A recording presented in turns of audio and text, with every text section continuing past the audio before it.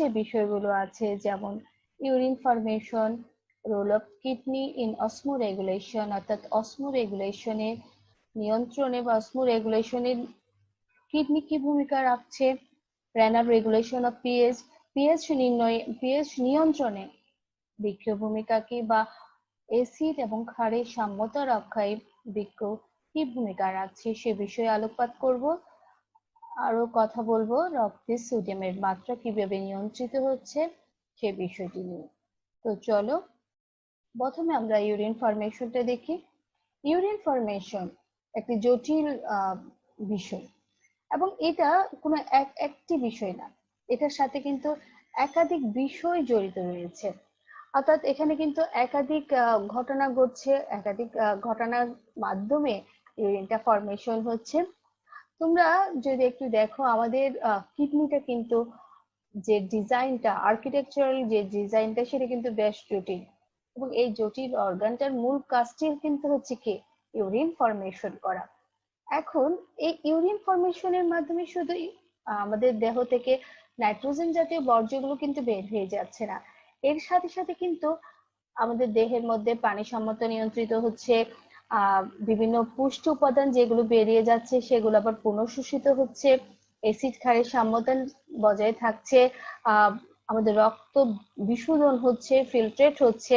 তো চলো আমরা এই যে এতগুলো ঘটনা যে ঘটনার জন্য হচ্ছে সেই ইউরিন ফরমেশনের যে ধাপগুলো আছে সেগুলো একটু দেখে নিই। ইউরিন ফরমেশনটা তিনটা ধাপে সংগঠিত হয়। প্রথমটা হচ্ছে অতি সূক্ষ্ম পরিস্রবণ, এবং তারপরটি হচ্ছে টিউবুলার নির্বাচিত পুনঃশোষণ, এবং 3 নম্বর হচ্ছে সক্রিয়করণ এবং নতুন বস্তু সংযোজন। তো চলো আমরা অতি সূক্ষ্ম পরিস্রবণটা দেখে। আমরা ফিল্ট্রেশনটা জানি, আমরা ফিল্ট্রেশন কি, ফিল্ট্রেশন হচ্ছে পরিস্রাবণ বা পরিশ্রুত হয়। আলট্রা ফিল্ট্রেশন হচ্ছে যখন কোনো কলয়েড জাতীয় মিশ্রণ হতে ক্রিস্টালয়েড উপাদান যেগুলো থাকে সে উপাদানগুলোকে চাপ প্রয়োগের মাধ্যমে বের করে দেওয়া হয় বা পরিস্রাবণটি সম্পন্ন করা হয়, তখন সেই পরিস্রাবণটাকে বলা হচ্ছে অতি সূক্ষ্ম পরিস্রাবণ। এখানে আমি অতি সূক্ষ্ম পরিস্রাবণ বলার সাথে সাথে যে চাপের কথা বললাম সেই চাপগুলো হচ্ছে হাইড্রোস্ট্যাটিক চাপ, বা তোমরা যেটাকে বলো আমরা বলি উদস্থিতি চাপ। তারপর রয়েছে এখানে রয়েছে তোমার অঙ্কোটিক প্রেসার বা কলয়েডাল অসমোটিক প্রেসার। এই উদস্থিতি চাপটা আবার দুই ভাগে বা আমরা দেখতে পাই দুই জায়গায়। একটা হচ্ছে গ্লোমেরুলার ক্যাপিলারিতে, যেটাকে আমরা পিজি দ্বারা চিহ্নিত করলাম, এবং অন্যটি হচ্ছে বাউমেন্স ক্যাপসুলের অবকাশে যে উদস্থিতির চাপ রয়েছে সেটি। এবং কলয়েড অসমোটিক প্রেসারটা যেটা আসলে যে রক্তে যে প্লাজমাতে যে প্রোটিন যে রয়েছে সেই প্রোটিন গুলো থেকে যে চাপটা আসছে সেটাকে বলা হচ্ছে কলয়েড অসমোটিক চাপ বা অঙ্কোটিক প্রেসার। এখন এই তিনটি চাপের সমন্বয়ে কিন্তু কি হচ্ছে, একটা কার্যকর পরিস্রাবণ চাপটার প্রতিষ্ঠিত হচ্ছে। এই কার্যকর পরিস্রাবণের চাপের কারণে কিন্তু এইটার কারণে কিন্তু কি হচ্ছে, আমাদের প্লাজমা থেকে, অর্থাৎ গ্লোমেরুলাস প্লাজমাকে ফিল্ট্রেট করে প্রাথমিক মূত্র যেটা বা প্রাইমারি ফিল্ট্রেট বা আমরা গ্লোমেরুলার ফিল্ট্রেট যেটা বলছি সেটা বের করে দিতে পারছে। এখন সচরাচর বা স্বাভাবিকভাবে গ্লোমেরুলারের যে চাপটা থাকে সেটা হচ্ছে 45 মিলিমিটার পারদ-চাপ, এবং যেটা বোমেন্স ক্যাপসুলে থাকে সেটি হচ্ছে 10 মিলিমিটার পারদ-চাপ, আর সিওপি বা অঙ্কোটিক প্রেসারটা হচ্ছে 25 মিলিমিটার পারদ-চাপ। এখন এটাকে যদি আমরা একটু সমীকরণে ফেলছি তাহলে দেখছি 10 মিলিমিটার পারদ-চাপ। এই পারদ-চাপটি হচ্ছে কার্যকর পরিস্রাবণ চাপ, এবং অর্থাৎ ফিল্ট্রেশন হওয়ার জন্য সবচেয়ে অনুকূল। এর চেয়ে বেশি হলে ফিল্ট্রেশনের হার বেড়ে যাবে, এর চেয়ে কম হলে ফিল্ট্রেশনের হারটা কমে যাবে। আমরা এই চাপগুলো নিয়ে আরেকটু কথা বলবো একটা ভিডিওর মাধ্যমে। তো চলো আমরা অতি সূক্ষ্ম পরিশ্রবণের যে বিষয়টি আমরা আগে আলোচনা করেছি, যখন আমরা গ্লোমেরুলাসের গঠন নিয়ে আলোচনা করেছি, সেই সময় এটা আমরা আলোচনা করেছি। তো এখন অতি সূক্ষ্ম পরিশ্রবণটা আমরা দেখি, আলট্রাফিল্ট্রেশন ব্যারিয়ারের মধ্যে দেখতে পাচ্ছ কি কি আছে, তোমরা নিশ্চয় মনে আছে। এই যে আমরা এখানে দেখতে পাচ্ছি ফেনেস্ট্রেশন, অর্থাৎ এন্ডোথেলিয়াম, রক্তের যে রক্ত রক্তর ভেসেল বা আমরা যে রক্তনালী বলি, রক্তনালীর ভেসেলের মধ্যে যে ছিদ্রগুলো আছে সেগুলোকে ফেনেস্ট্রা বলে, ছিদ্র বলে। এবং গ্লাইকোক্যালিক্স এর কথা নিশ্চয়ই মনে আছে। এই গ্লাইকোক্যালিক্স সেলে থাকার কারণে কিন্তু সেলের পাশে কিন্তু এই যে এরকম নেগেটিভিটি, আমি নেগেটিভ দিচ্ছে, এরকম নেগেটিভিটি থাকে, যার ফলে কিন্তু কি হচ্ছে, আমরা আগেও জেনেছি, যখন আমি আবারও বলছি, যখন আমি গ্লোমেরুলাসের গঠনটা পড়াচ্ছিলাম তখন তোমাদেরকে আমি এই গ্লোমেরুলার আল্ট্রাফিল্ট্রেশন ব্যারিয়ার সম্পর্কে বিস্তারিত বলেছি। তারপরে তোমাদের মনে করার সুবিধার্থে আবার একটু দেখাচ্ছি। এই গ্লাইকোক্যালিক্স এর মধ্যে এরকম নেগেটিভ চার্জ থাকে, যার কারণে যেসব উপাদান নেগেটিভ চার্জ বহন করে সেগুলো কিন্তু গ্লাইকোক্যালিক্স পার হতে পারে না, বা খুব ধীরে পার হতে পারে। আবার যেগুলো পজিটিভ আয়ন যুক্ত বস্তু, যেমন ধরো কোনো একটা যদি পজিটিভ আয়ন যুক্ত বস্তু থাকে, সেটা কিন্তু কি খুব দ্রুত পার হতে পারে। এরপরে আসো, এটা তো বললাম, এটা হচ্ছে ফেনেস্ট্রা গুলো হচ্ছে রক্তর ভেসেলের যে আবরণিত যে ছিদ্রগুলো আছে সেটা। এবং এই যে গ্লোমেরুলার বেসমেন্ট মেমব্রেন, এটা হচ্ছে দ্বিতীয় স্তরের আমরা সেকেন্ড যে ফিল্ট্রেশন ব্যারিয়ার, এটা হচ্ছে দ্বিতীয় স্তরের ব্যারিয়ার। এবং এইখানে দেখো আরেকটা, এটা হচ্ছে, এগুলো হচ্ছে পুরো সাইডের পেরিসেল প্রসেস, যেটা ফুড প্রসেস বা আমরা যেগুলোকে পেরিসেল বলছি, এটা হচ্ছে পেরিসেল। পেডিসেলকে বোঝানো হয়েছে পেডিসেল এটা। তো এখন আসো, এই এখানে আমরা আরেকটা জিনিস দেখছি, যেটা হচ্ছে সিল্ড ডায়াফ্রাম দেখতে পাচ্ছ, এটা হচ্ছে সিল্ড ডায়াফ্রামটা কি, এটা আমরা বলেছি। সিল্ড ডায়াফ্রামটা হচ্ছে আসলে একটা বলতে পারো একটা সেল মানে একটা কন্ট্রাকশন বলতে পারো। এখানে পেরিসেল এবং অর্থাৎ আমরা যে পোরোসাইটের কথা বলেছি, পোরোসাইট এবং গ্লোমেরুলাস, কিন্তু পোরোসাইটের পেরিসেল কিন্তু গ্লোমেরুলাসকে একেবারে কি বলা যায়, গ্লোমেরুলাসের কোন সন্নিবিষ্ট ভাবে থাকে এই বেসমেন্ট মেমব্রেনের উপর। এখানে কি হয়, এই যে গ্লোমেরুলাসের এপিথেলিয়াম এবং পোরোসাইট, এই দুইটা সেল মানে একটা জায়গায় একটা সেল কন্ট্রাকশন বা কনজাংশন সৃষ্টি করে। এই সেল ডায়াফ্রামটা কিন্তু কি এই সিলটা, অর্থাৎ দুইটা পেরিসেলের মাঝখানে যে বেসমেন্ট মেমব্রেন যেভাবে উন্মুক্ত হচ্ছে, সে সিলটাকে কিন্তু কি করে কভার করে রাখে। এই এই সিল ডায়াফ্রামের তাহলে কাজটা কি, এর কাজটা হচ্ছে স্টেবিলিটি রক্ষা করছে, আর এই যে পুরো ঘটনাটার স্টেবিলিটিটা রক্ষা করছে। তারপর কিন্তু কি বিভিন্ন ম্যাক্রোমলিকিউলকে ফিল্ট্রেট করতে সহায়তা করছে। আমি যেহেতু তোমরা বারবার সেল ডায়াফ্রামটা দেখো, ফিল্ট্রেশন সেল দেখো, আমি আবার শুধু তোমাদের জিনিসগুলো টার্মগুলোর সাথে তোমরা পরিচিত হওয়ার জন্য এগুলো আবারও রিপিট করলাম। তো আসো এখন দেখি আমরা, এই যে আবারও দেখাচ্ছে, এই যে এটা হচ্ছে বেসমেন্ট মেমব্রেন, তারপরে এই যে পোরোসাইট মেসেঞ্জার সেল, যে সেলটা কিন্তু এটা হচ্ছে কন্ট্রাক্টাইল প্রপার্টি, এই সেলের প্রপার্টিটা হচ্ছে কন্ট্রাক্টাইল। এবং এরা কিন্তু কি করতে পারে, এরা ফেগোসাইটিক নেচারের, কন্ট্রাক্টাইল, আর তারপর হচ্ছে এরা ফেগোসাইটিক নেচারের হয়ে থাকে। এবং দেখো এই যে এই ফেনেস্ট্রেশনের মাঝখানে এখানে সেল ডায়াফ্রাম থাকে। তারপরে দেখো এই যে ফুড প্রসেস গুলো দেখানো হচ্ছে, বেসমেন্ট মেমব্রেন দেখানো হচ্ছে, এই পুরো সাইড, এই তিনটা ব্যারিয়ার পার হয়ে কিন্তু কি হচ্ছে, ফিল্ট্রেট গুলো কোথায় যাচ্ছে, বার্নেস ক্যাপসুলার স্পেসে যাচ্ছে। এই তিনটা ফিল্টার যেগুলোকে একসাথে বলা হচ্ছে এন্ডোথেলিয়াম ফিল্ট্রেশন মেমব্রেন, একসাথে তিনটাকে। চলো আমরা আলট্রা ফিল্ট্রেশন সম্পর্কে একটা ভিডিও দেখে নিই। এই ভিডিওটা দেখলে আমার মনে হয় তোমাদের আলট্রা ফিল্ট্রেশন সম্পর্কে যে ধারণাগুলো আছে সেগুলো আরো ক্লিয়ার হবে। এখানে দেখতেই পাচ্ছ, এটা হচ্ছে এই যে অ্যাপারেন্ট, এটা পুরো জিনিসটা আমি যে এতক্ষণ যে তোমাদেরকে বললাম আলট্রা ফিল্ট্রেশন ব্যারিয়ার, এটা হচ্ছে আলট্রা ফিল্ট্রেশন ব্যারিয়ারটাই দেখানো হচ্ছে। এটাকে একটা ছাঁকনির সাথে আমরা তুলনা করলে এবং ছাঁকনির মধ্যে যদি কিছু সবজি সিদ্ধ পানি সহ রাখি তাহলে দেখবে সব কিছু কিন্তু বেরিয়ে যাচ্ছে না ছাঁকনির মাধ্যমে।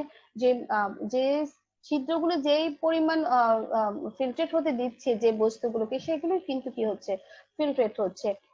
এখন এই যে আমাদের কিডনির ক্ষেত্রে অর্থাৎ গ্লোমেরুলাস 1.8 ন্যানোমিটার অবধি, যে ছোট যেগুলো 8 ন্যানোমিটারের ছোট গুলোকে ফিল্ট্রেট করে, কিন্তু 3.6 ন্যানোমিটারের বড় যেগুলো যেমন হিমোগ্লোবিনকে ফিল্ট্রেট করে না। এই যে ফিল্ট্রেশন ব্যারিয়ার আমি বলেছিলাম তোমাদেরকে, এখানে আরেকটু সুন্দরভাবে দেখানো হচ্ছে। এটা যদি আমাদের রক্ত ভেসেল হয়ে থাকে, রক্তের ভেসেলের এই যে ছোট ছোট ছিদ্রগুলো, এগুলো হচ্ছে ফেনেস্ট্রেশন। এটা হচ্ছে আমাদের বেসমেন্ট মেমব্রেন যেটা, সেটা বেসমেন্ট মেমব্রেনের উপরে কিন্তু কি থাকছে, এই যে পোরোসাইট, একটা মনোস্টার লাইক পোরোসাইটটা পেরিসেল নিয়ে একেবারে আবৃত করে রাখছে, এবং ফাঁকে ফাঁকে ওই যে বেসমেন্ট মেমব্রেনের আর যে ছিদ্রটা দিতে পেরিসেলের মাধ্যমে সেটাকে কিন্তু কভার করে রাখছে। তো এই তিনটা মিলেই কিন্তু কি হচ্ছে, পুরো যে আমরা যে আলট্রা ফিল্ট্রেশন ব্যারিয়ার বলছি, সেই আলট্রা ফিল্ট্রেশন ব্যারিয়ারটা। তো এখন দেখি এরপরে আমরা একটু জেনে নিই। এই যে এখানে দেখো তিনটা প্রেসারের কথা আমি বলেছিলাম। একটা প্রেসার হচ্ছে এই যে নিচের দিকে যেটা আসছে, সেটাকে বলা হচ্ছে তোমার গ্লোমেরুলার, অর্থাৎ গ্লোমেরুলার যে হাইড্রোস্ট্যাটিক প্রেসার আছে, সে হাইড্রোস্ট্যাটিক প্রেসারটা। আর এটা হচ্ছে অঙ্কোটিক প্রেসারটা, এবং এটা হচ্ছে তোমার অবকাশের যে প্রেসারটা, হাইড্রোস্ট্যাটিক প্রেসার। তো এখন আসলে হাইড্রোস্ট্যাটিক প্রেসারটা আসলে আমরা তো মুখে বলছি এটা হাইড্রোস্ট্যাটিক প্রেসারটা কি, একটু আমরা দেখে। এটা হচ্ছে অনেকটা বেলুনের ভেতরে যদি কোনো গরম বাতাস বা বাতাস থাকে, সে বাতাসটা কিন্তু বেলুনকে কি করে, পুশ করে, ধাক্কা দেয়, চাপ দেয়, ঠিক তেমনি ক্যাপিলারিতেও কিন্তু কি দিচ্ছে, চাপ দিচ্ছে, এবং এক সময় ফিল্ট্রেট গুলো বেরিয়ে আসছে। অন্যদিকে অঙ্কোটিক প্রেসারটা কি, সে অঙ্কোটিক প্রেসারটা হচ্ছে পুলিং করছে যেন, অর্থাৎ এটা আসলে প্রোটিনের কারণে হয়ে থাকে, এবং এটার ধরনটা হচ্ছে কোনো কিছু ভেতরে টেনে নেওয়ার মতো। তো এখন এই দুইটা প্রেসার, এটা আর এটা, এই দুইটা প্রেসার কিন্তু মানে ফিল্ট্রেট গুলোকে আসতে বাধা দিচ্ছে, আর হাইড্রোস্ট্যাটিক প্রেসার কিন্তু আহ বের করে দিচ্ছে। এই দুইটা প্রেসার একসাথে মিলে হচ্ছে যে হাইপোথিসিসটা যে কাজ করছে, সে হাইপোথিসিসটাকে বলা হচ্ছে স্টার্লিং প্রসেস বা স্টার্লিং হাইপোথিসিস। তো আশা করি তোমরা বুঝতে পারছো হাইড্রোস্ট্যাটিক প্রেসারটা কিরকম, অঙ্কোটিক প্রেসারটা কিরকম, এবং এই প্রেসার গুলো কিভাবে কাজ করছে ফিল্ট্রেট গুলো বের করে দিতে। তো চলো আমরা এখন দেখি যে আসলে এই যে অতি সূক্ষ্ম পরিস্রবণের ফলে যে পরিশ্রুত আসছে, সে পরিশ্রুত পরবর্তীতে কি হচ্ছে। এর আগে আমি একটু তোমাদেরকে দেখাই। এই যে দেখো, আমাদের দেহে কিন্তু প্রতি মিনিটে 125 ml পরিশ্রুত তরল জমা হচ্ছে, অর্থাৎ গ্লোমেরুলার ফিল্ট্রেট জমা হচ্ছে ক্যাপসুলার স্পেসে। এই পরিশ্রুত তরলের পরিমাণ আমি যদি দৈনিক হিসেবে বলি, ডেইলি এটা 170 লিটার। চিন্তা করতে পারো, বিরাট একটা আয়তনের গ্লোমেরুলাস ফিল্ট্রেট আমাদের ক্যাপসুলার স্পেসে জমা হচ্ছে। কিন্তু এই এই পুরো ফিল্ট্রেটটা কিন্তু রক্ত থেকে বা আমাদের ইউরিনের মাধ্যমে বের হয়ে যাচ্ছে না। প্রায় 80 ভাগ ফিল্ট্রেট কি হয়ে যাচ্ছে, আবার পুনঃশোষিত হচ্ছে, 80% উপরে, এবং একটা হাইপারটোনিক ইউরিন তৈরি হচ্ছে। তোমরা হাইপারটোনিক, অ্যাসিটোনিক, হাইপোটোনিক নিশ্চয়ই এই টার্মগুলো জানো। তো এখন এটা কারা, কে করছে, এই যে ফিল্ট্রেট, এত এত ফিল্ট্রেট, গ্লোমেরুলার ফিল্টার যে এতগুলো ফিল্ট্রেট বস্তু তৈরি করলো, এই ফিল্ট্রেট কে আবার এখান থেকে যে পুনঃশোষণটা হচ্ছে, সেই নির্বাচিত পুনঃশোষণটা হচ্ছে আমাদের বৃক্কের যে টিউবিউল আছে, সেই টিউবিউল গুলো দ্বারা সেটা আবার পুনঃশোষিত হচ্ছে। এই পুনঃশোষণের জন্য বৃক্কের টিউবিউল গুলোতে বেশ কিছু পরিবর্তন এসেছে। যেমন এখানে আমরা বৃক্কের টিউবিউল গুলোতে ব্রাশ বর্ডার সহ মাইক্রোভিলাই দেখি, তোমাদের নিশ্চয়ই মনে আছে ব্রাশ বর্ডার, এই যে এইভাবে এরকম থাকে, বা আমি আর একটু তোমাদের যদি দেখাই, এইভাবে এভাবে থাকে, এবং এখানে কতগুলো মাইক্রোভিলাই থাকে। এইগুলি হচ্ছে কি ব্রাশ বর্ডার যুক্ত মাইক্রোভিলাই। তো এটা তোমরা আমাদের ইন্টেস্টাইনও দেখেছো। তো এখন নিশ্চয় বলতে পারবে কেন মাইক্রোবিয়াল থাকছে, মাইক্রোবিয়াল যুক্ত বাস প্রোডাক্ট থাকছে। আসলে এর ফলে কি হচ্ছে, আমাদের শোষণ তলটা, বৃক্ষের যে শোষণ তলটা কিন্তু কি হচ্ছে, বৃদ্ধি পাচ্ছে। এবং অপর দিকে ব্যাসাল চ্যানেল থাকছে। ব্যাসাল চ্যানেল হচ্ছে, এটা হচ্ছে দুইটা কোষের মাঝখানে, ধরো একটা সেল এবং একটা সেলের মাঝখানে যে ফাঁকা জায়গা থাকে সেই দিকে এটাই কিন্তু কি ভেসাল চ্যানেল বলা হয়। এদিকটাতে ভেসাল চ্যানেল থাকায় ফাঁকা জায়গার মধ্যে ঘন সন্নিবিষ্ট যে কোষের মাঝখানে যে ফাঁকা জায়গা থাকে, এর ফলে কিন্তু পুরো এই বৈশিষ্ট্যের কারণে শোষণ তলটা বৃদ্ধি পাচ্ছে এবং ঘন সন্নিবিষ্ট ভাবে কিন্তু কি থাকছে, কৌশিক জালিকা থাকছে। আর এই পুরো অর্থাৎ শোষণের জন্য যে এখানে বিভিন্ন ধরনের শোষণ হচ্ছে, সক্রিয় পরিবহন হচ্ছে, আয়নগুলোর ক্ষরণ হচ্ছে, যার ফলে অনেক শক্তির প্রয়োজন হচ্ছে। যেহেতু অনেকগুলো এটিপি খরচ হচ্ছে এবং এই এটিপি আমরা অনেক এটিপি তৈরি খরচ হচ্ছে, এটিপি এই কারণে এখানে কিন্তু কি হচ্ছে, মাইটোকন্ড্রিয়ার সংখ্যাটাও কিন্তু কি অনেক বেশি। এই যে আমি এত বড় একটা বললাম যে আমাদের দেহে কিন্তু প্রচুর পরিমাণে ফিল্ট্রেট বস্তু জমা হচ্ছে, কিন্তু রেচন নালী দিয়ে এগুলো যেতে যেতে এখানে কিন্তু কিছু আশ্চর্যজনক ঘটনা ঘটছে, যার ফলে এই বিশাল ফিল্ট্রেটের পরিমাণটা আবার রক্তে পুনঃশোষিত হচ্ছে। আমরা একটু দেখি যে উপাদানগুলো পুনঃশোষিত হচ্ছে, সেগুলোর মধ্যে আমি অনেকগুলো উপাদানই পুনঃশোষিত হয়, তার মধ্যে আমি কয়েকটি উপাদান তোমাদেরকে বলছি। যেমন প্রোটিন, তোমরা হয়তো বলতে পারো প্রোটিন তো গ্লোমেরুলার ফিল্টারে থাকে না, তাহলে এটা আসলে কোথায়? আসলে খুব অল্প পরিমাণে প্রোটিন গ্লোমেরুলার ফিল্ট্রেটে আসে, কিন্তু সেটা আবার কি হচ্ছে, সেটা প্রক্সিমাল নালিকার মধ্যে যে এপিথেলিয়াল সেল আছে, প্রক্সিমাল নালিকার মধ্যে যে এপিথেলিয়াল সেল আছে, সে এপিথেলিয়াল সেলের মধ্যে তোমরা নিশ্চয় পিনোসাইটোসিস প্রক্রিয়াটা জানো। যেমন এটা যদি একটা সেল হয়, এই সেলের ভেতরে এরকম করে, অর্থাৎ এরকম করে একটা টিউবিল তৈরি হয়ে যায়, সেল প্রাচীরগুলো নিচের দিকে চলে আসে, টিউবিলটা তৈরি হয়ে যায় এবং এখানে কি মলিকিউল গুলো এভাবে ঢুকে যায়, প্রোটিন মলিকিউল গুলো পরে সেলে যায়। এইভাবে অর্থাৎ পিনোসাইটোসিস প্রক্রিয়ার মাধ্যমে পুরো যে প্রোটিন গুলো আছে সেই প্রোটিন গুলো দেহের ভেতরে প্রবেশ করে। গ্লুকোজ, আমাদের গ্লুকোজ কিন্তু সক্রিয় পরিবহনের মাধ্যমে প্রক্সিমাল নালিকা দ্বারা পরিশোষিত হয়। তোমরা নিশ্চয়ই সক্রিয় পরিবহন জানো। অর্থাৎ সক্রিয় পরিবহন হচ্ছে যেটা কনসেন্ট্রেশন গ্রেডিয়েন্টের বিপরীতে কাজ করছে, অর্থাৎ যেখানে যে পরিবহনের কারণে কি হচ্ছে, শক্তির প্রয়োজন হচ্ছে। আমরা জানি যে এরকম আমাদের সেল মেমব্রেনের মধ্যে কতগুলো চ্যানেল গেট আছে, সেই চ্যানেল গেটের মাধ্যমে কি করে আয়ন গুলো বা এখানে গ্লুকোজ কি হচ্ছে, পরিশোষিত হচ্ছে। এরপরে আসো পানি। পানি কিন্তু আমাদের প্রক্সিমাল নালিকা এবং যে আমাদের যে হ্যানলি লোব আছে, হ্যানলি লোবের নিম্নগামী বাহু দ্বারা ডিস্টাল নালিকা দ্বারা পরিশোষিত হচ্ছে। এই যে প্রক্সিমাল নালিকাতে পানির যে পরিশোষণ সেটাকে বলা হয় অব্লিগেটরি রিঅবজর্পশন। কেন বলা হচ্ছে, এটা বলা হচ্ছে এই কারণে এখানে সোডিয়াম আয়ন যে সোডিয়াম আয়ন এখানে কি হয়, পরিশোষিত হয়। এবং এখানে আমি আরেকটা কথা বলি, যেহেতু প্রক্সিমাল নালিকাতে যে তরলটা আইসোটোনিক অবস্থায় থাকে, যখন সোডিয়াম আয়ন ঢোকে, সেই সোডিয়াম আয়ন ঢোকার পরে এটা কি হয়ে যাবে, এটা হাইপোটোনিক হয়ে যাবে। কিন্তু এই যে যাতে আইসোটোনিকটা থাকে, সেই আইসোটোনিক অবস্থায় থাকার জন্য সোডিয়ামের সাথে নিষ্ক্রিয়ভাবে কিছু অনেক পানি আমাদের প্রক্সিমাল নালিকাতে প্রবেশ করে। এই জন্য এটাকে বলা হচ্ছে অব্লিগেটরি ওয়াটার রিঅ্যাবজর্পশন। আবার দেখো নিম্নগামী বাহু দ্বারা পানি কিভাবে পরিশোষিত হচ্ছে। আমরা বললাম যে যখন প্রক্সিমাল নালিকাতেই থাকে পানি, তখন সেটা কিন্তু আইসোটোনিক অবস্থায় থাকে। আবার এটা যখন আস্তে আস্তে নিচের দিকে আসে, তখন দেখা যাচ্ছে এখানে প্রচুর পরিমাণে কি যাচ্ছে, সোডিয়াম আয়ন প্রবেশ করছে। অর্থাৎ এই বাহুটাতে, অর্থাৎ ইউনালি হ্যান্ডেল লোপের যে নিম্নগামী বাহু, এখানে যখন সোডিয়াম আয়ন প্রবেশ করে, এটা আরেকটা কথা বলে রাখি, এই নিম্নগামী বাহুটা কিন্তু অনেক বেশি পারমিয়েবল, অর্থাৎ পানির জন্য ভেদ্য, অনেক বেশি ভেদ্য। এর ফলে কি হচ্ছে, অনেক পানি আমাদের রক্তে বের হয়ে যাচ্ছে, কোষে চলে আসছে, সোডিয়াম আয়ন প্রবেশ করে আর এখান থেকে কি করছে, পানিটা বের হয়ে যাচ্ছে। এভাবে নিম্নগামী বাহিনীতে পানিটা পরিশোষিত হয়। এবং আমরা যে বলি হ্যানলি লুপের কাজটা হচ্ছে কনসেন্ট্রেশন গ্রেডিয়েন্ট সৃষ্টি করা। এই যে আইসোটোনিকটা এখানে যেতে যেতে কিন্তু কি হচ্ছে, আস্তে আস্তে হাইপারটোনিক এভাবে ঘনত্বটা বৃদ্ধি পায়। আবার এইদিকে বলে রাখি যে আরোহী যে বাহুটা, অ্যাসেন্ডিং বাহুটা কিন্তু পানির জন্য অবেদ্য।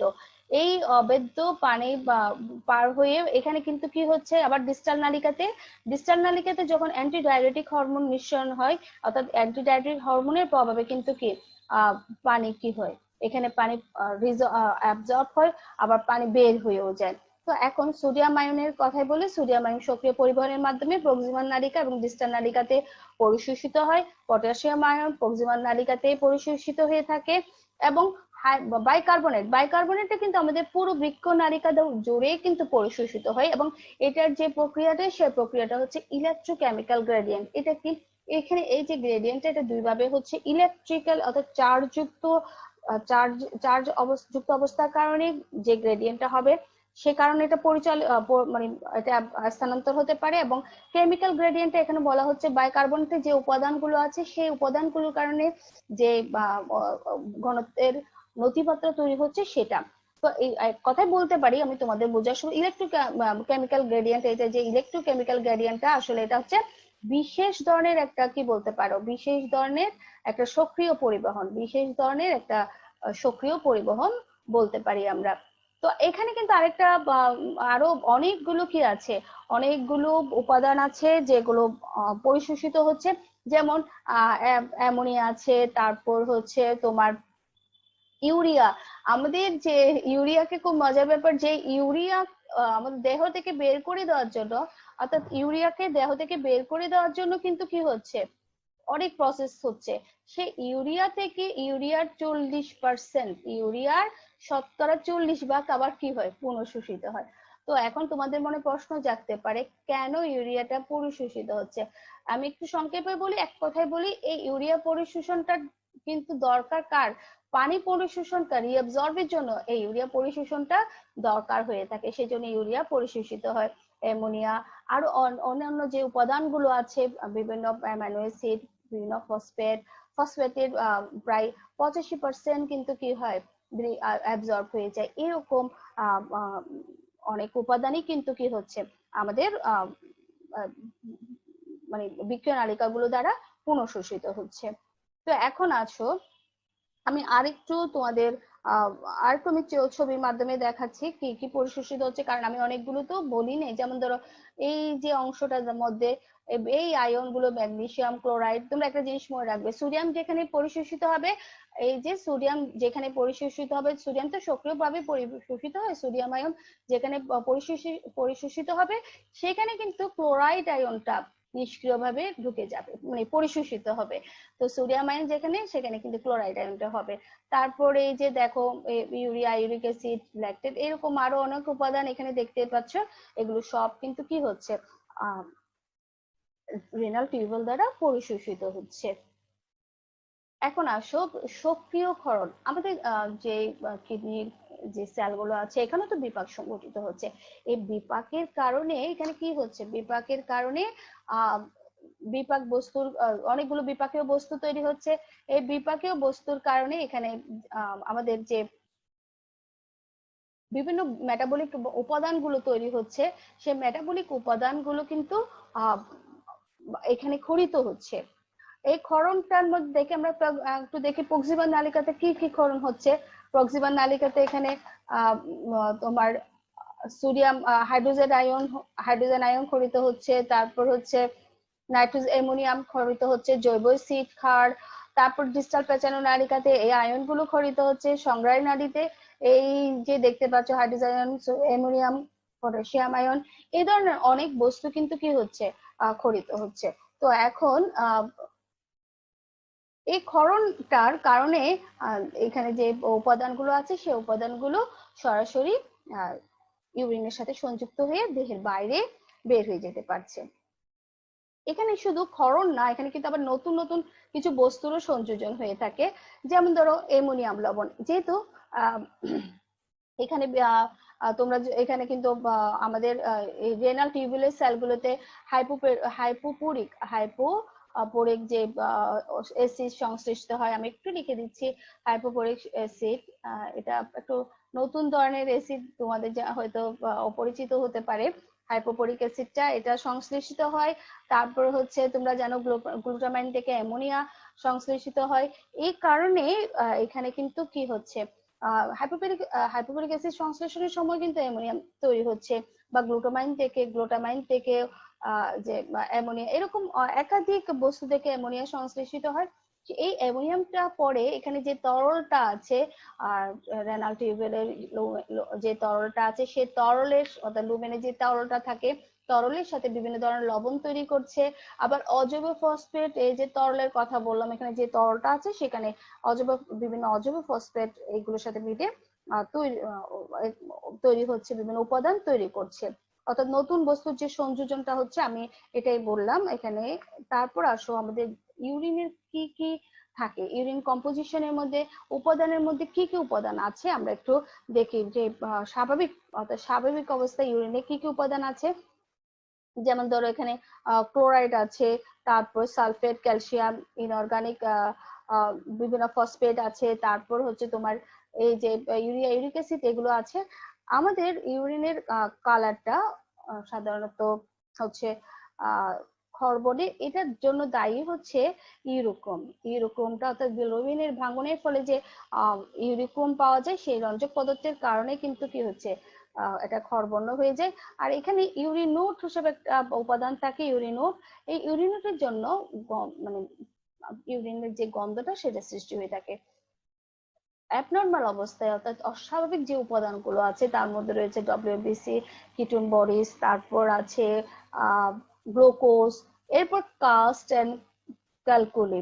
কাজটা কি, কাজটা হচ্ছে শ্বেত রক্তকণিকা, টিউবুলের আর কি, আমাদের যে বৃক্কীয় নালিকার শ্বেত রক্তকণিকা, তারপর হচ্ছে টিউবুলের কণিকা, টিউবুলের সেলগুলো, চর্বি, এ ধরনের বিভিন্ন বস্তু নিয়ে যে শক্ত একটা গঠন তৈরি হয়, একটা শক্ত গঠন তৈরি হয়, সেটাকে বলা হচ্ছে কাস্ট। তাহলে ক্যালকুলিটা কি, ক্যালকুলিকে আমরা আরেকটা নামে তোমরা চিনো, সেটা হচ্ছে বৃক্কীয় পাথর। এই বৃক্কীয় পাথরটা কি আসলে অনেকগুলো লবণ, অনেক সময় মানে লবণগুলো অদ্রবণীয় একটা গঠন তৈরি করে, লবণ মিলে একটা অদ্রবণীয় গঠন তৈরি করে, সেটাকে বলা হচ্ছে, অদ্রবণীয় যে গঠনটা তৈরি হয় সেটাকে বলা হচ্ছে ক্যালকুলি। বাইল, পিত্তের অনেক সময় পিত্ত বের হয়ে আসে, বাইলটা বের হয়ে আসে, তারপরে হিমোগ্লোবিন, আরবিসি। আরেকটা উপাদান আছে হিউম্যান কোরিয়নিক গোনাটোট্রপিন, হিউম্যান কোরিয়নিক গোনাটোট্রপিন। এইটা সাধারণত মাদের অর্থাৎ গর্ভবতী মায়েদের ইউরিনে পাওয়া যায়, এটার মাধ্যমে গর্ভাবস্থায় শনাক্তকরণ করা হয়। এখন আসো অসমোরেগুলেশনে বৃক্ক কিভাবে ভূমিকা রাখছে আমরা দেখবো। এর আগে অসমোরেগুলেশনটাকে একটু দেখে নিই। দেহের বিভিন্ন প্রক্রিয়ায় পানি এবং লবণের হ্রাস বৃদ্ধি ঘটে। যেমন আমরা যখন ঘামি বা ঘামে হলে তখন কিন্তু পানি বেড়ে যাচ্ছে, সাথে লবণ বেড়ে যাচ্ছে, শ্বসনের সময় পানি বেড়ে যাচ্ছে। তাহলে দেহের যে তরলের কিন্তু দেখো, আমাদের দেহের তরলের কিন্তু যে একটা অবিস্রবণিক চাপ, সেটার কোনো তারতম্য ঘটে না। কারণটা কি, কারণটা হচ্ছে অসমোরেগুলেশন। তাহলে অসমোরেগুলেশনটা কি, জীবন্ত কোষ বা দেহের অন্ত এবং বহিঃপরিবেশের মধ্যে অবিস্রবণিক চাপের সমতা রক্ষাটাই হচ্ছে অসমোরেগুলেশন।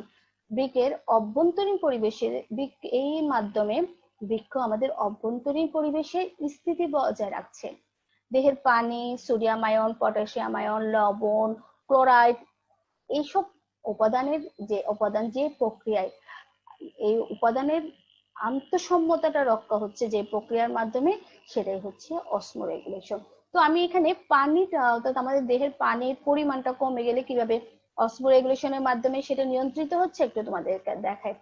যখন আমরা মানে হঠাৎ করে যদি রক্তের অর্থাৎ পানি যখন কমে যায়, পানি কমে গেলে মানে আমাদের রক্তের মধ্যে পানি, ওয়াটার কন্টেন্ট, ব্লাড যেহেতু কমে যাচ্ছে, অর্থাৎ পানি যখন কমে যাচ্ছে, দেহের পানি পরিমাণ কমে গেলে হতে পারে এটা আমাদের সোয়েটিং এর কারণে হচ্ছে, অথবা সল্টের কারণে হচ্ছে, তখন এই যে হাইপোথ্যালামাস হাইপোথ্যালামাসের মধ্যে যে রিসেপ্টর গুলো আছে সেগুলোর মাধ্যমে এই তথ্যটা আসবে, সেটা উদ্দীপ্ত হবে। উদ্দীপ্ত হলে হাইপোথ্যালামাস কি করবে? হাইপোথ্যালামাস অ্যান্টিডাইরেটিক হরমোন নিঃসরণের জন্য অ্যান্টিডাইরেটিক হরমোন বৃদ্ধি করবে। অ্যান্টিডাইরেটিক হরমোনটা বৃদ্ধি পাওয়ার পরে কি ঘটে? এখানে অ্যান্টিডাইরেটিক হরমোন কিন্তু আমাদের বৃক্কনালিকার পানি পরিশোষণ অর্থাৎ ভেদ্যতাটা, প্রাচীরের ভেদ্যতা বাড়িয়ে দেয়, ফলে পানি পরিশোষণও বৃদ্ধি করে।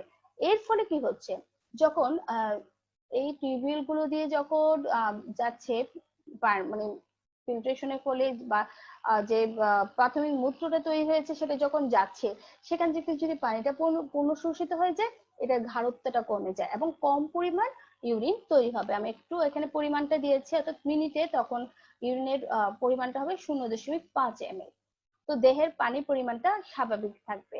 এই যে আমি একটা কথা তোমাদেরকে আগে বলিনি, সেটা হচ্ছে আমাদের দেহে যে পরিমাণ পানি উৎপন্ন হয় প্রায় 170 লিটার আমি বলেছি, কিন্তু তার মধ্যে মাত্র 1.5 লিটার কিন্তু কি বের হয়ে যায়, 168.5 লিটার পুনঃশোষিত হয়ে যাচ্ছে।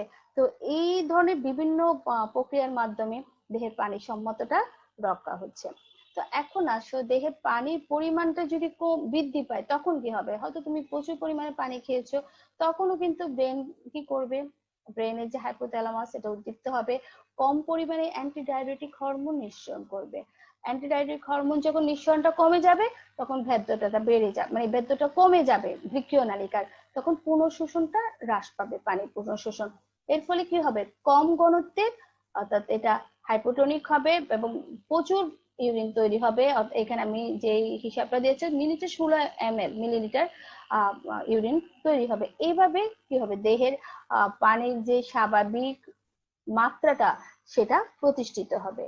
ঠিক তেমনি রক্তে যখন সোডিয়ামের মাত্রাটা, সোডিয়ামের আমি আবার বলছি, সোডিয়ামের সাথে কিন্তু ক্লোরাইডের একটা কি আছে, সম্পর্ক আছে। সোডিয়াম যেখানে ক্লোরাইডও সেখানে। তো এখন আমাদের রক্তে যদি সোডিয়ামটা কমে যায়, এই যে সোডিয়ামটা যখন কমে যায়, তখন সোডিয়ামটা যায়, কমে যাওয়ার কারণটা কি? সোডিয়ামের আমাদের রক্তে যখন আয়তনটা কমে যাচ্ছে এবং রক্তচাপও কমে যাবে।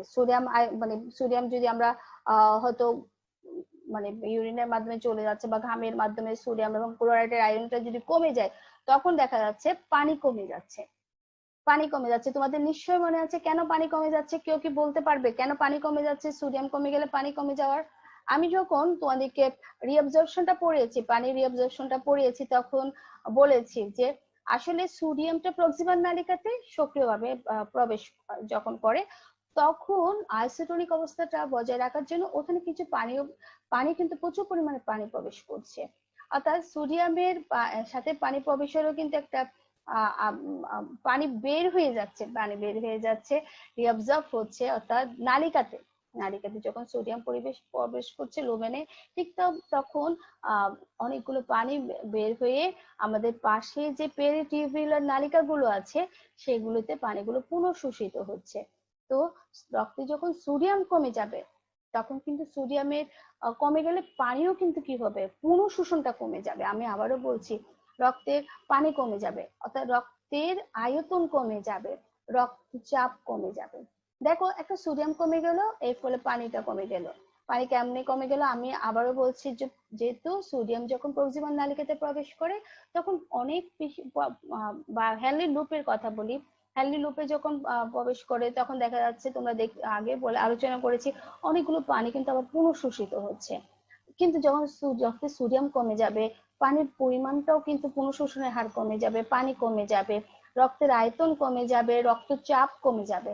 এই রক্তচাপ যখন কমে যাবে, তখন এই যে জাক্সটাগ্লোমেরুলার কমপ্লেক্স, তোমাদের নিশ্চয় মনে আছে, জাক্সটাগ্লোমেরুলার কমপ্লেক্সটা উদ্দীপ্ত হবে। তোমরা দেখেছো যে যেখানে মানে এফারের নালী এবং ইফারের নালী বের হয়ে এসেছে, এই যে এখানে ইফারের নালী বের হয়ে আসছে, সেখানে কিন্তু কতগুলো সেল একেবারে ডিস্টাল নালিকা থেকে কতগুলো সেল এখানে গিয়ে ঘন সন্নিবিষ্ট ভাবে থাকে, যেগুলোকে আমরা বলেছিলাম মেকুলা ডেন্সা বলেছিলাম। নিশ্চয়ই মনে আছে। আমি আবারও তোমাদেরকে বলছি, মেকুলা ডেন্সা। এই মেকোলোড্যান্সার কি করছে, যখন মনে আছে যে মেকোলোড্যান্সার যখন উদ্দীপ্ত হবে সেটা কিন্তু রেনিন নিঃসরণ করছে, সে কিন্তু লবণের পরিমাণ মাত্রাটা ডিটেক্ট করতে পারে, সে রেনিন নিঃসরণ করছে। রেনিন কি করছে, রেনিন আর রেনিন কি করছে, রেনিন অ্যানজিওটেনসিনোজেন, অ্যানজিওটেনসিনোজেনকে সক্রিয় করে অ্যানজিওটেনসিনে পরিণত করছে। অ্যানজিওটেনসিন আবার কি করছে, অ্যালডোস্টেরন হরমোনটা ক্ষরণ করছে, ক্ষরণ প্রভাবিত করছে। অ্যালডোস্টেরন ক্ষরণ যখন বৃদ্ধি পাবে সোডিয়াম আয়নের পুনঃশোষণ হবে, এর ফলে পানির আয়তনটা বেড়ে যাবে, রক্তের আয়তনটা বেড়ে যাবে, আগের অবস্থায় ফিরে যাবে, রক্তচাপও বৃদ্ধি পাবে। কিন্তু যাদের উচ্চ রক্তচাপ আছে তারা যদি লবণ খায়, অনেকের আছে পাতে লবণ খাওয়ার একটা অভ্যাস, তারা যদি লবণ খায় তখন দেখা যাবে তাদের দেহে রক্তের পরিমাণটা বা রক্তের আয়তনটা বেড়ে যাবে, অর্থাৎ পানির পরিমাণ বেড়ে যাচ্ছে, রক্তের পরিমাণটাও বেড়ে যাচ্ছে এবং রক্তচাপও বেড়ে যাবে। তাই যাদের উচ্চ রক্তচাপে ভোগে তাদেরকে বলা হয় যে অতিরিক্ত লবণ খাওয়া থেকে বিরত থাকার জন্য। এরপর আসো পিএইচ। পিএইচ আমরা যে পিএইচ তোমরা সবাই জানো পিএইচটা হচ্ছে আসলে কি, পিএইচ হচ্ছে পিএইচটা হচ্ছে আমরা জানি পিএইচ এর মাধ্যমে অর্থাৎ কোন একটা দ্রবণ বা কিছু এটা অ্যাসিডীয় না ক্ষারীয় সেটা আমরা নির্ণয় করতে পারি। পিএইচ এর যে পিএইচ স্কেলটার মধ্যে পিএইচ এর যে পিএইচ যে স্কেলটা আছে আমরা সেই স্কেলটা আমরা জানি যে এখানে একদম 0 থেকে 14 পর্যন্ত থাকে, তার মধ্যে 7টাকে আমরা নিউট্রাল হিসেবে ধরি, এর উপরে গেলে ক্ষার এবং এর নিচে গেলে এটা হচ্ছে অ্যাসিডীয়। তো আমাদের রক্তের যে প্লাজমাটা আছে সেই প্লাজমাটা কিন্তু স্বাভাবিক অবস্থায় স্বাভাবিক পিএইচ হচ্ছে 7.4, এই যে পিএইচটা হচ্ছে 7.4, কিন্তু আমাদের দেহে ক্ষারের চেয়ে অ্যাসিড বেশি উৎপন্ন হয়। তো বিভিন্ন কারণে এটা অ্যাসিড বেশি উৎপন্ন হয় আমরা দেখাবো। এর ফলে কি হচ্ছে, আমাদের যে এনজাইমের কার্যকারিতা বা দেহ তরলে বিভিন্ন যে কর্মকাণ্ড বা স্বাভাবিক যে পরিবেশ সেটা কিন্তু বিনষ্ট হয়ে যাবে এই অ্যাসিড যদি বৃদ্ধি পায় আর কি। তো আমাদের কি করতে হবে, আমাদের একটা কাজ করতে হবে, যেহেতু আমাদের প্লাজমা হচ্ছে ক্ষারীয়, সেই প্লাজমাকে ঠিক জায়গায় স্থির রাখার জন্য আমাদেরকে অ্যাসিডিটি কমানোর ব্যবস্থা করতে হবে।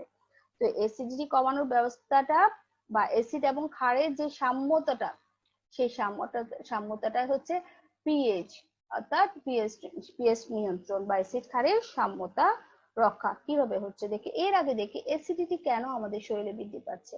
এর একটা কারণ হচ্ছে আমাদের যে শ্বসন সেটাকে তো আমরা বাদ দিতে পারি না, ফলে প্রতিনিয়ত আমাদের কার্বন ডাইঅক্সাইড তৈরি হচ্ছে, কার্বন ডাইঅক্সাইড পানির সাথে মিলে কার্বনিক অ্যাসিড তৈরি করছে, এর ফলে হাইড্রোজেন আয়ন বাইকার্বনেট তৈরি হচ্ছে।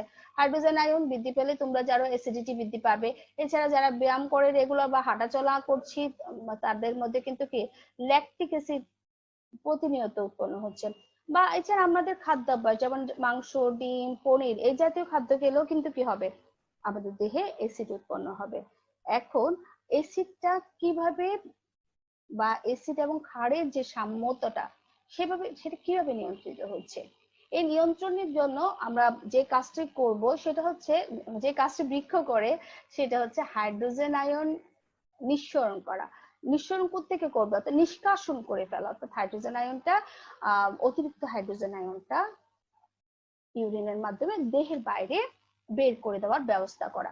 এটা 3 ভাবে করে, একটা হচ্ছে বাইকার্বনেটের মাধ্যমে করে, বাইকার্বনেট বাইকার্বনেটের মাধ্যমে করে, এরপরে হচ্ছে ফসফেটের মাধ্যমে করে, এরপর অ্যামোনিয়াম মাধ্যমে করে। তো এখন দেখি এই যে আমাদের সেলের বাইরে কিন্তু কি হচ্ছে, কার্বন ডাইঅক্সাইড আছে, বা আমি এভাবে বলি যখন আমাদের দেহের ভেতরে কোষের মধ্যে টিউবুলার এই যে টিউবুলার সেলগুলোতে যখন বিপাকীয় ক্রিয়ায় কার্বন ডাইঅক্সাইড তৈরি হচ্ছে, সে কার্বন ডাইঅক্সাইড পানির সাথে মিলে কার্বনিক অ্যাসিড তৈরি হচ্ছে, কার্বনিক অ্যাসিড ভেঙে বাইকার্বনেট এবং হাইড্রোজেন আয়ন তৈরি করছে, হাইড্রোজেন আয়ন লুমেনে চলে যাচ্ছে, টিউবুলার লুমেনে চলে যাচ্ছে, আর বাইকার্বনেট চলে যাচ্ছে কোথায়, এই যে বহিঃকোষীয় তরলে। এটাও কিন্তু একটা সংরক্ষণ ব্যবস্থা।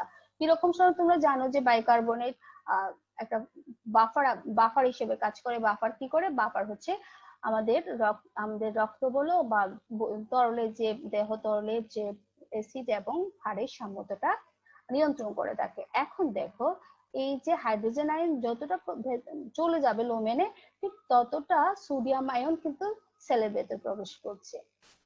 এর ফলেও কিন্তু কি সোডিয়াম এবং হাইড্রোজেন আয়নের একটা সাম্যতা বজায় থাকছে।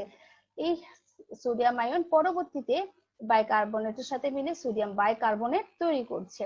ফলে এখানে ক্ষারীয় একটা পরিবেশ আবার তৈরি রক্ষা পাচ্ছে। আবার এদিকে যেহেতু হাইড্রোজেন আয়ন, সেই হাইড্রোজেন আয়নটা এখানে যে অতিরিক্ত সোডিয়াম মনোহাইড্রোজেন ফসফেট থাকে সেটার সাথে মিলে সোডিয়াম হাইড্রোজেন ফসফেট তৈরি হচ্ছে। এটা একটা দুর্বল অ্যাসিড।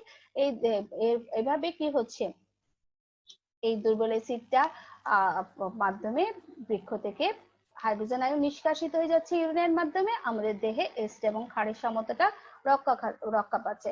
আবার যদি পিএইচটা বেড়ে যায়, এটা তো কমই যখন যাচ্ছে, তো অ্যাসিডীয় অবস্থার কথা বললাম, পিএইচ যখন বেড়ে যাবে তখন দেখা যাবে সোডিয়াম আয়নটা বৃক্কনালিকায় প্রবেশ করে আর হাইড্রোজেন আয়নটা তখন রক্তে প্রবেশ করবে। অর্থাৎ এই কাজগুলো যেরকম করছে ঠিক উল্টাটা হয়ে যাবে। তো আসো আমরা পরবর্তীতে অ্যামোনিয়া ব্যবহার করে কিভাবে রেচনটা মানে হাইড্রোজেন আয়ন দেহ থেকে নিষ্কাশিত হচ্ছে এটা একটু দেখি। এর আগে তোমাদেরকে আরেকটা স্লাইড দেখাই। এই যে দেখো, আমি গ্লুটামিনের কথা নতুন বস্তু সংযোজনের ক্ষেত্রে বলেছিলাম। আসলে বিভিন্ন বস্তু থেকে কিন্তু কি হচ্ছে, এই যে একটা গ্লুটামিনের কথা একবার বললাম, ডিএমিনেশনের মাধ্যমে অ্যামোনিয়া তৈরি হচ্ছে। অ্যামোনিয়া আবার কি হচ্ছে, লুমেনের মধ্যে যে এটা হাইড্রোজেন আয়ন, এখানে তো হাইড্রোজেন আয়ন আছে, হাইড্রোজেন আয়নের সাথে সংযুক্ত হয়ে অ্যামোনিয়াম তৈরি হবে। অ্যামোনিয়াম আবার এখানে যে গ্লোমেরুলার ফিল্ট্রেট আছে, সেই ফিল্ট্রেটের থেকে ক্লোরাইড আয়নের সাথে লবণ তৈরি করবে। এখানে তরলের মধ্যে যে অর্থাৎ ফিল্ট্রেটেড গুলোর মধ্যে ক্লোরাইডটা নিয়ে সে লবণ তৈরি করবে এবং এটা ইউরিনের মাধ্যমে বের হয়ে যাবে। এইভাবে কি হচ্ছে, এইভাবে মূলত অ্যামোনিয়াকে ব্যবহার করে হাইড্রোজেন আয়নটা, দেখো অ্যামোনিয়াকে ব্যবহার করে হাইড্রোজেন আয়ন, এই অ্যামোনিয়াকে ব্যবহার করে হাইড্রোজেন আয়নটা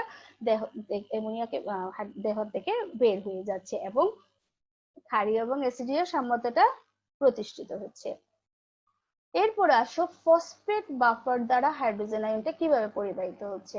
আমাদের দেহে কিন্তু যে অর্থাৎ গ্লোমেরুলার ফিল্ট্রেটের মধ্যে যে ফসফেট তৈরি হয় তার মধ্যে আমি আগেও বলেছি প্রায় 85% পুনঃশোষিত হয়ে যায়, কিন্তু এর বাকি যেগুলো আছে সেগুলো লুমেনেই থাকে। সেখান থেকে অর্থাৎ যখন আমাদের এখানে হাইড্রোজেন আয়নটা কার্বনিক অ্যাসিডের মাধ্যমে আগে যেরকম তৈরি হয়েছে, হাইড্রোজেন আয়নটা যখন লুমেনে যাচ্ছে, সেই লুমেনের হাইড্রোজেন ফসফেটের সাথে মিলিত হয়ে এটা কি হচ্ছে, একটা দুর্বল অ্যাসিড তৈরি করছে, যেটাকে আমরা সোডিয়াম হাইড্রোজেন ফসফেট আগেও বলেছি। এইভাবে কি হচ্ছে, ফসফেট বাফারটাকে ব্যবহার করে ইউরিনের মাধ্যমে হাইড্রোজেন আয়ন দেহের বাইরে চলে যাচ্ছে। এবং এখানে দেখো হাইড্রোজেন আয়ন থাকার কারণে দেখো রক্তটা হচ্ছে ক্ষারীয়, আমাদের ইউরিনটা কিন্তু আবার কি অ্যাসিডীয়। এই যে ক্ষারীয় পরিবেশটা রক্ষা করার জন্য সবসময় কিন্তু দেখা যাচ্ছে এখানে বাইকার্বনেটটা আবার রক্তে ফিরে যাচ্ছে, সোডিয়াম আয়ন রক্তে ফিরে যাচ্ছে, একটা সবসময় একটা সাম্যতাটা রক্ষা পাচ্ছে। একদম আমরা বলতে পারো ক্লাসের শেষ পর্যায়ে চলে আসছি।